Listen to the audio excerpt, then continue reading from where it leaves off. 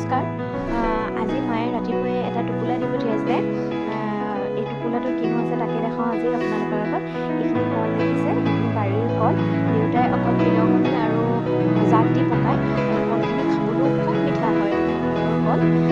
এইখিনি কল দি পঠিয়াইছে। এইখিনি ভালকৈ পকা নাইয়ে, কেইটামান ধুনীয়াকৈ পকি আছে।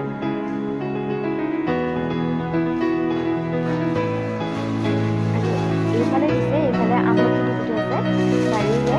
এইখিনি মই আচাৰ বনাম আৰু চুলিটো লগাম আৰু থাকিলে খামো। এইখিনি এটা এটা ডেইলি খাব পাৰিলে খুব ভাল।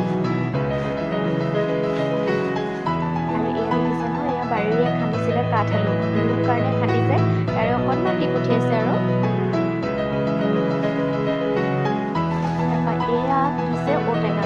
ঔটেঙা যে মই খুব ভাল পাওঁ খাই, সেইবাবে মায়ে আনি পঠিয়াইছে। মায়ে এইবোৰ চাপৰিৰ পৰা আনে ঔটেঙাবিলাক, চাপৰি দিছে আমাৰ।